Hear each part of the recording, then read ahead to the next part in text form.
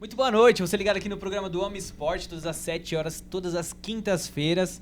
E hoje a gente tá... Moleque, a gente Tá subiu o gigante, nível. né? Subiu o nível. Chamou um cara bem especial pra nós, Não vai né? falar que é de peso, né? Só porque eu sou gordo, né? Sacanagem isso. Isso aí é gordofobia, eu diria. Ó, é o seguinte, rapaziada. Eu já ouvi, o Gui já ouviu, Vocês já ouviram, né? todos já ouviram. Qual que é? Toca o hino, Cascão. Cascão. Porra, Nós. que honra receber você aqui. A Pô. honra é minha, cara. A honra é minha. É assim, eu nunca tinha vindo aqui na faculdade. A Embi Morumbi, pô, é muito bonito. Gostei das instalações. Parabéns pro reitor. Parabéns pro dono. Sei lá quem que é dono de faculdade, mas parabéns, gostei bastante. Pô, bacana demais. Sim. Então, já vamos começar, né? Todo mundo te conhece como Cascão, Sim. mas a gente quer saber quem que é o Renato, né? Isso. Então a gente quer saber como você começou, como que veio essa paixão pelo audiovisual Sim. e como tudo foi sequencialmente, né, acontecendo.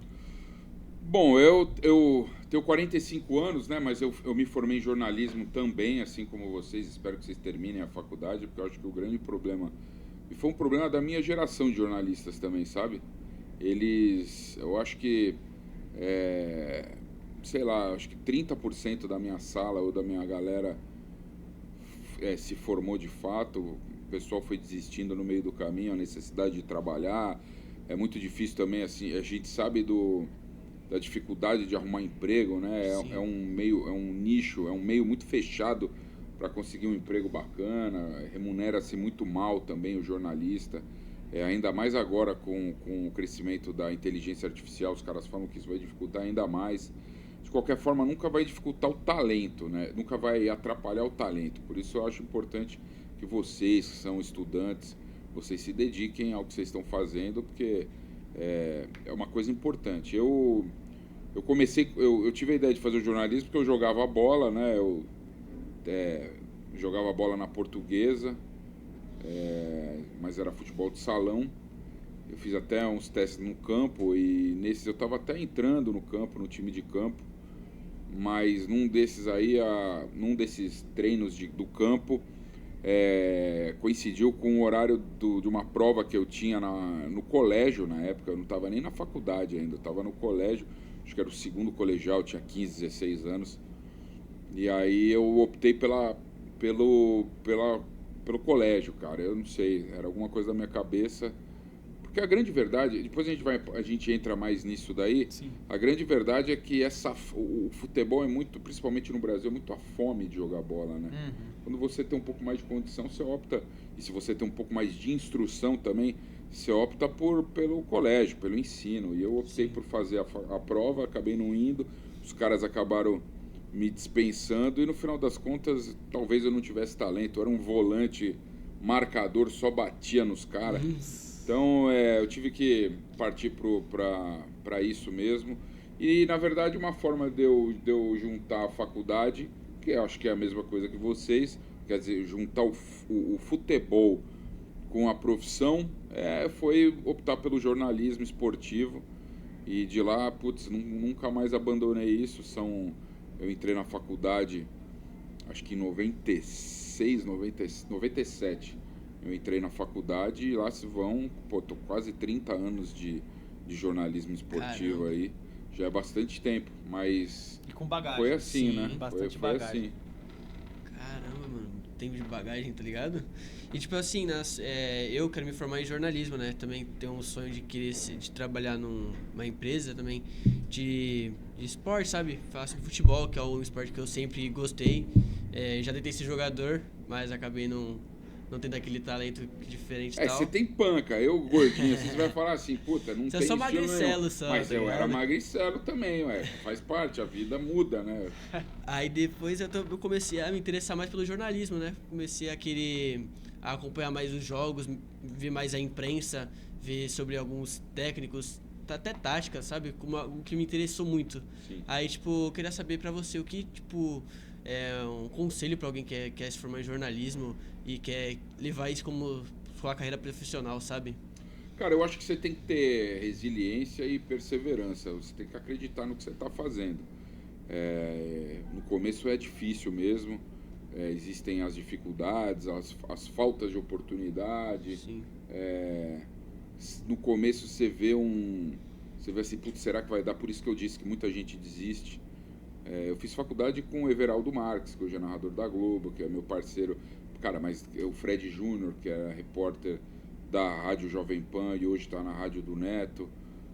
Mas o Fred Júnior teve muitas dificuldades também nesse percurso. O Everaldo, que ainda teve uma carreira mais linear.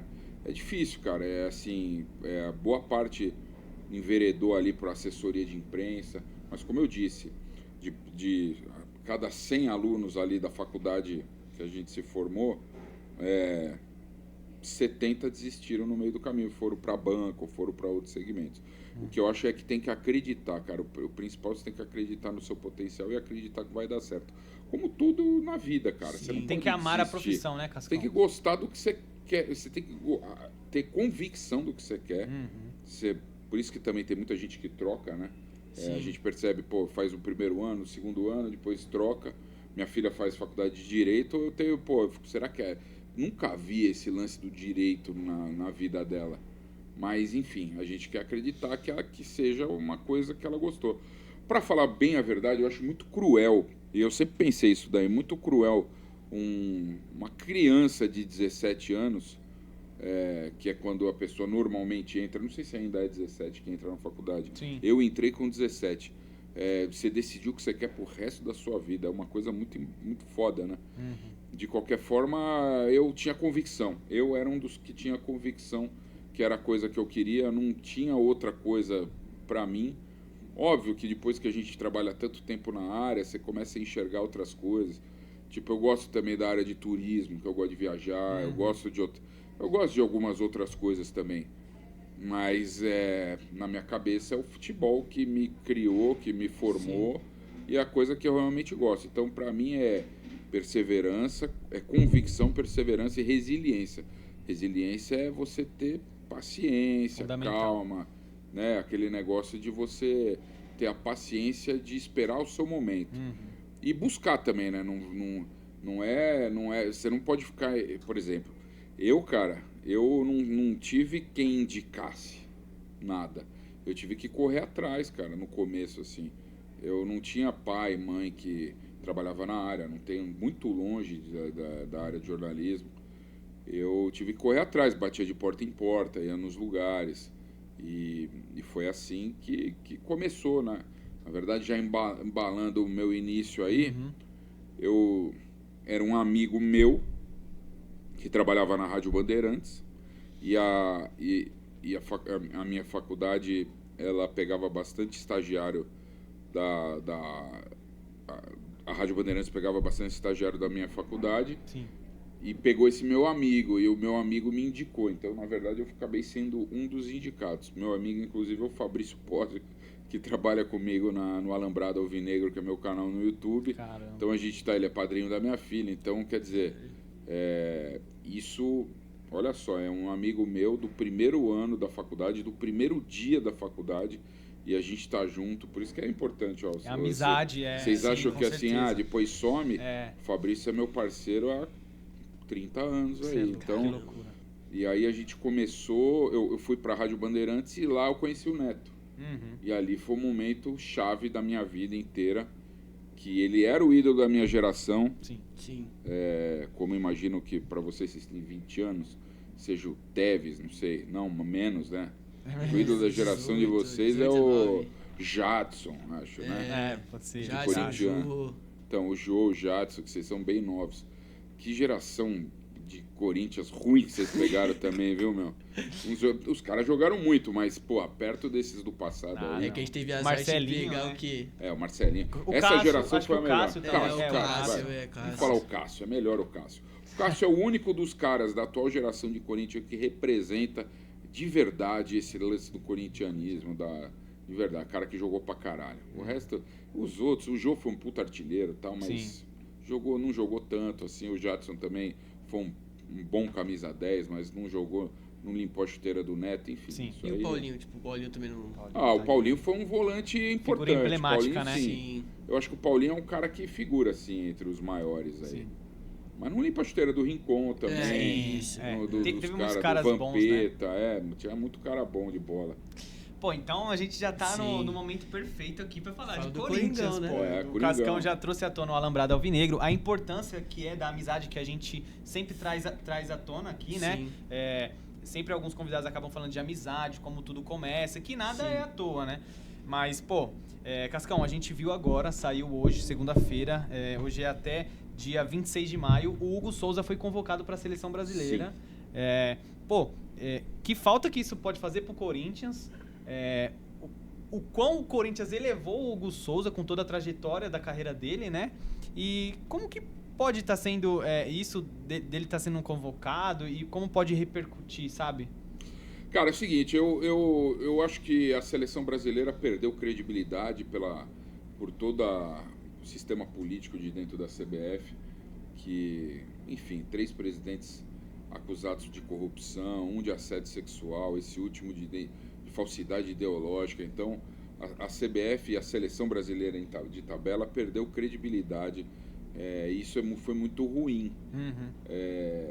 Então, quer dizer, obviamente que os torcedores sempre torcem primeiro para o seu time do que para a seleção. Mas eu lembro que num passado recente, os caras, ficavam felizes do jogador do time deles ser convocado.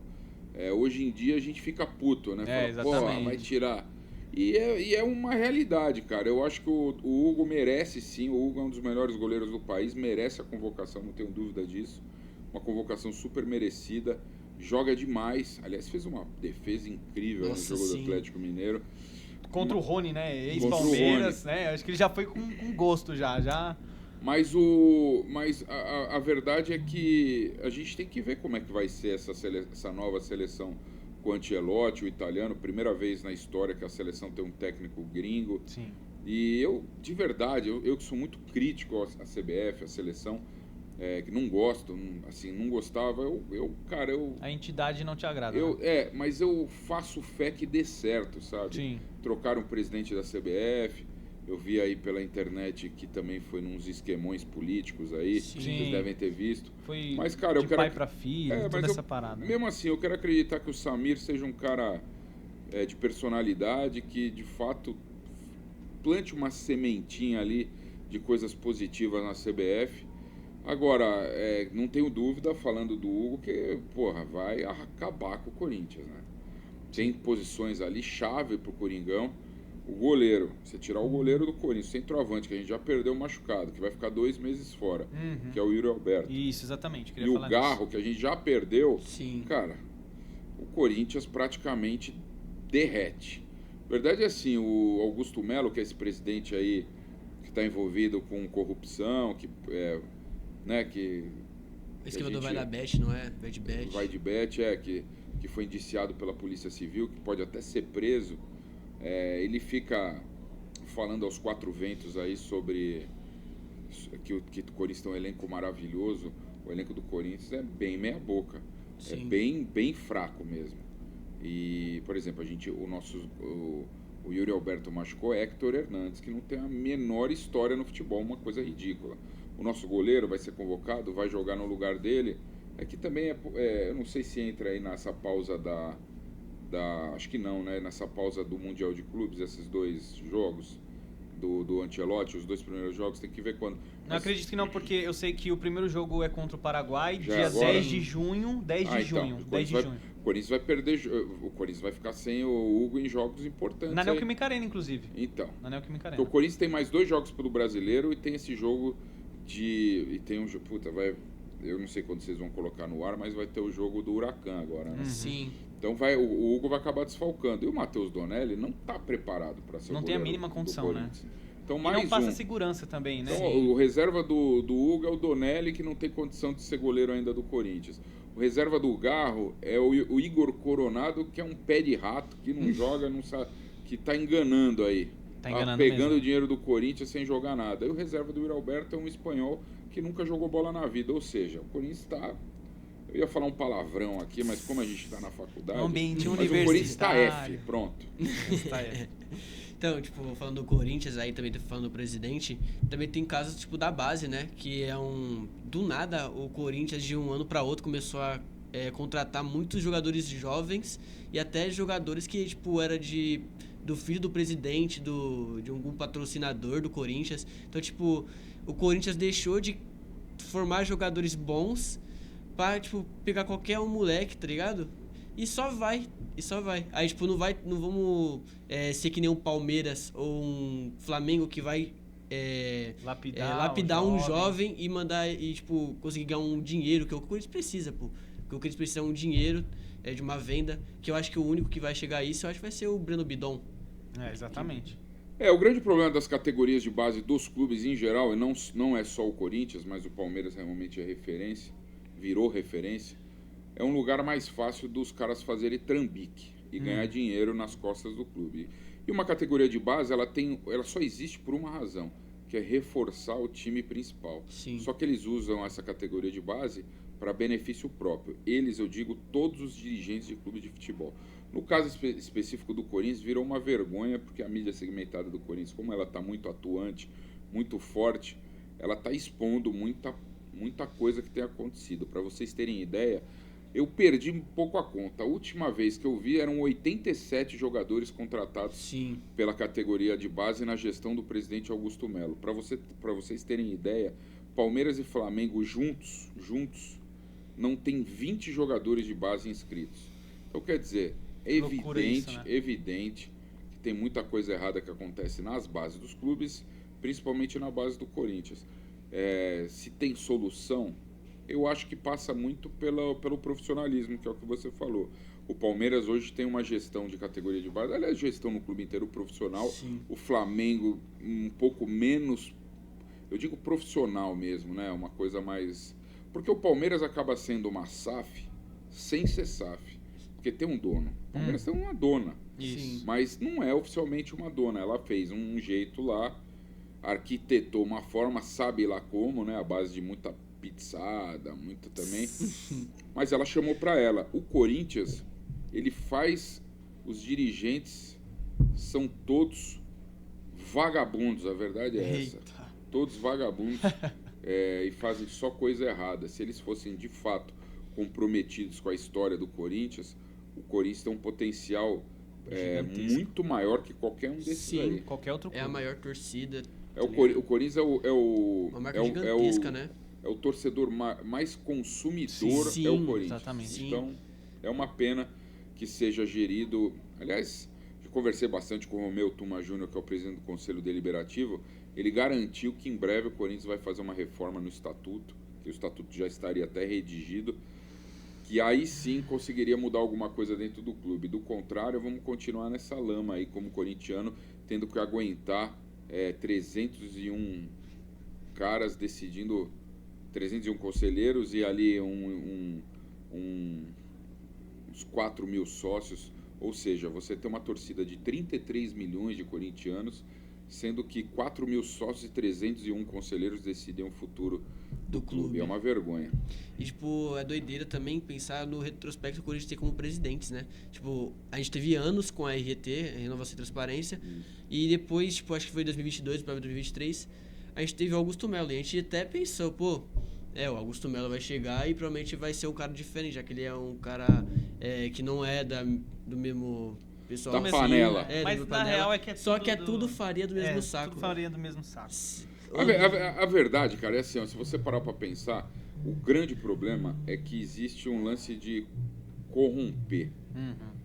Quando você coloca um cara quebrado financeiramente num comando de uma entidade que gere R$1 bilhão anual de receita, cara, a tendência é o cara se corromper. Essa é a grande verdade. Sim. Óbvio que tem a questão da educação, questão de princípios. Sim. Mas, cara... Mas a grande maioria... A grande maioria acaba se corrompendo. Sim. Enfim, a polícia está investigando aí o envolvimento do Augusto Melo com esse caso da Vaidbet, que é um grãozinho de arroz no contexto geral. Sim. Mas a verdade é que para gerir o Corinthians, para ser presidente do Corinthians, nesse formato que se apresenta, tem que ser um cara muito bem financeiramente para, pelo menos, a gente diminuir esse assédio, né? Sim. Porque o cara vê muito dinheiro, então o cara fica deslumbrado, né? Deslumbrado. Cascão, pra fechar esse assunto, o que você acha da ideia sobre o Corinthians virar SAF? Eu ia fazer essa pergunta. Eu vi muito corintiano, né, falar isso na Porque rede. a gente tá falando disso, de muitos presidentes, que é tudo farinha do mesmo saco, da corrupção e tal, só que tem uma grande parte que fala assim, e se o Corinthians virar SAF?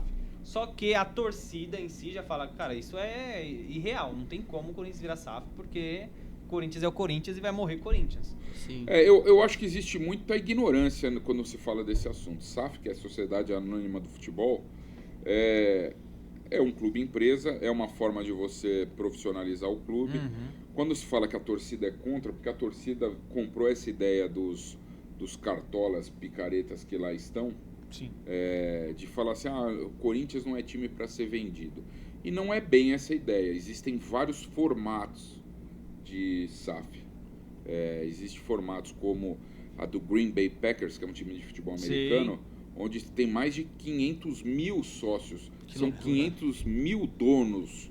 Então, esses 500 mil votam em um conglomerado ali de uns 20, 30, que são os caras que comandam.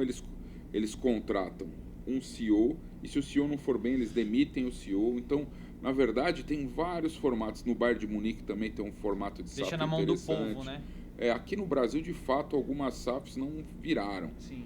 A do Vasco foi um fracasso. Sim, a do Cruzeiro acaba caindo na mão de um torcedor fanático que muitas vezes age sem razão, né? Que não tem a mínima noção do futebol e fala, eu vou trazer nomes grandes como Gabigol, Dudu, que não dão certo no clube, entendeu? Então, quer dizer, ele contrata pelo nome, não contrata pelo critério. Isso. Tem tanto analista de desempenho aí que poderia ter indicado pelo menos uns 10 nomes melhores que esses dois aí, onde ele gastou uma fortuna. Então, realmente as SAFs que estão por aqui pelo Brasil não estão agradando.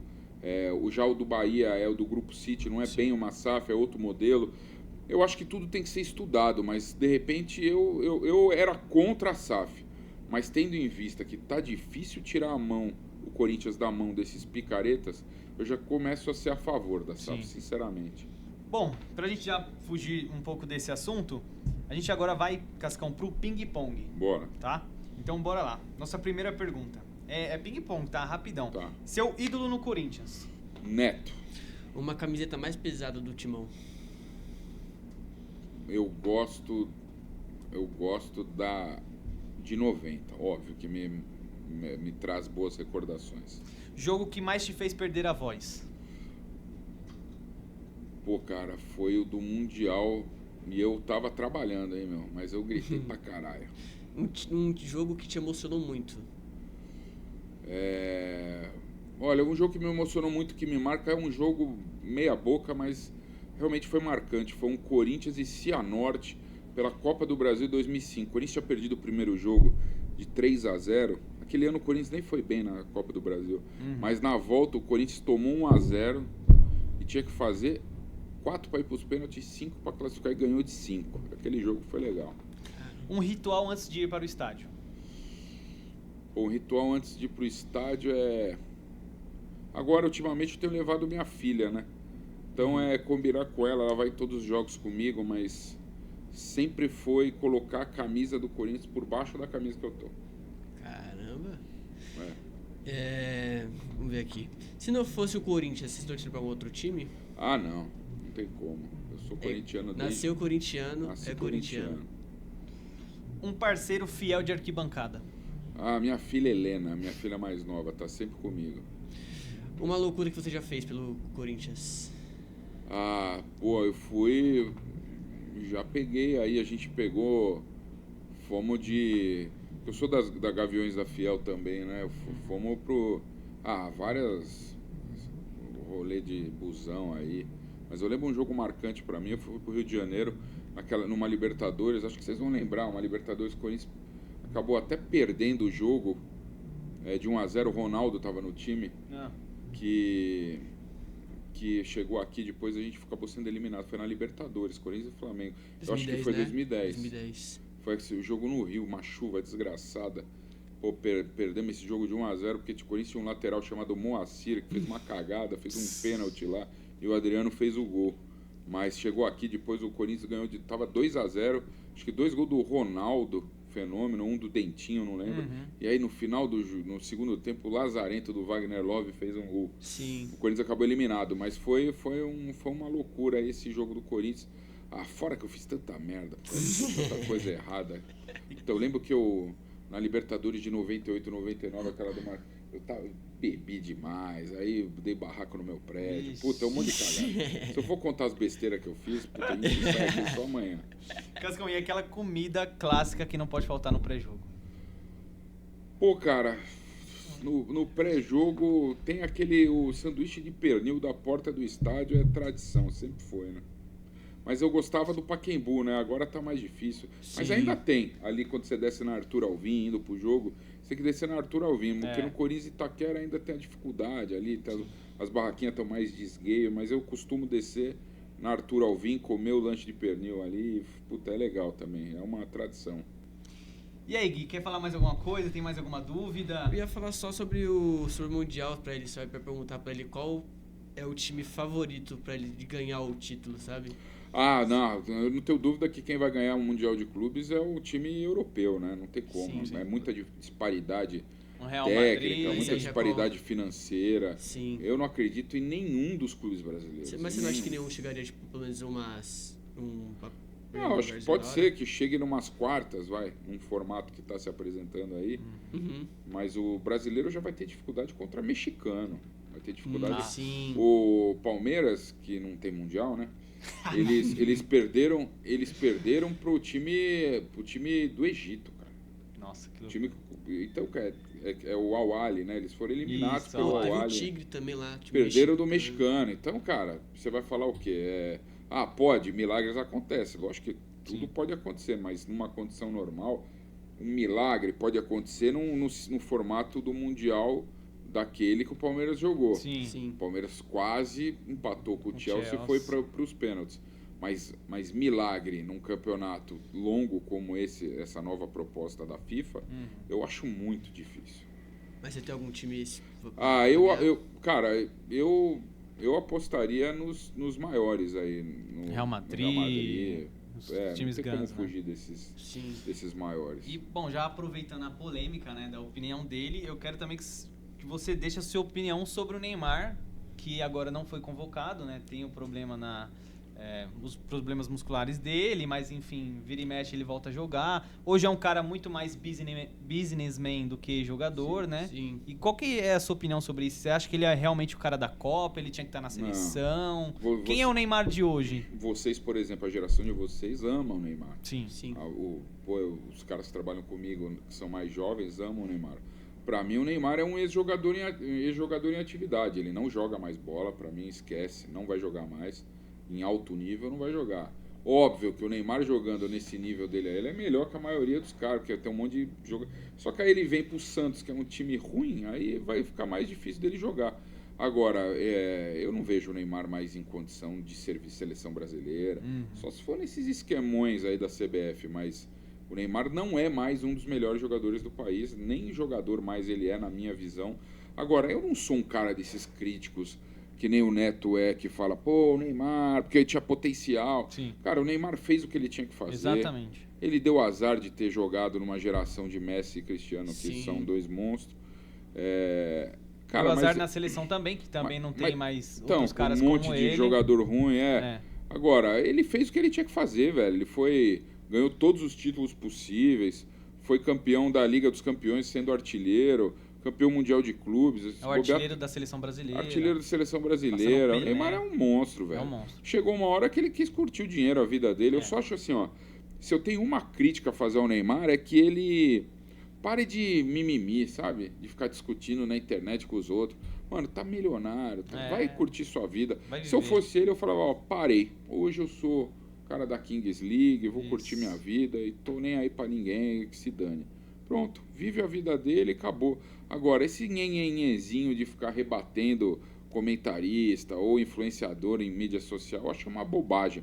O Neymar é grande o suficiente que não precisa disso. Sim, concordo completamente. E a gente tá falando de nomes grandes, a gente também não pode deixar de falar do Memphis, né? O Memphis que agora é machucado. Não, o Memphis não limpa a chuteira do Neymar, né? Sim, com certeza. Mas qual que você acha que foi o impacto do Memphis dentro do Corinthians? Você acha que foi meio que só pra lavar a imagem? A gente falou dos presidentes e tudo. E, pô... Sem dúvida. Na verdade, a vinda do Memphis pro Corinthians foi só uma forma do Augusto Melo calar a boca do torcedor e trazer um cara midiático para abaixar. E ele conseguiu, num primeiro momento, ele fez isso. Na verdade, a um preço muito alto que a gente veio a descobrir depois. O Memphis, eu acho que é um grande jogador. Hoje é o melhor jogador do país no sentido de números aí. Acho que se você juntar número de gols e número de assistências, que é participações em gols, ele é o melhor jogador do país. Agora, será que vale o custo-benefício de um clube endividado que deve 2,5 bilhões de reais?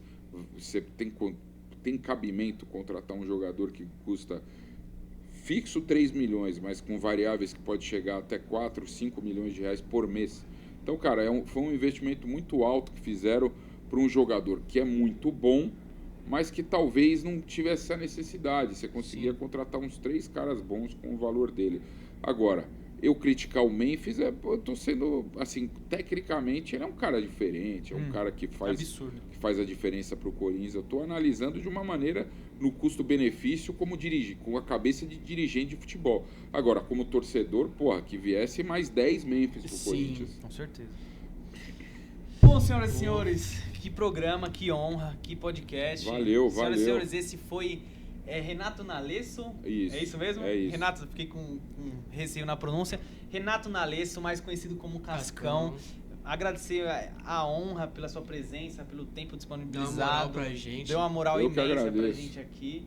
E, cara, só agradecer vocês ligaram aqui no programa do Homem Esporte e também na Rádio AMB.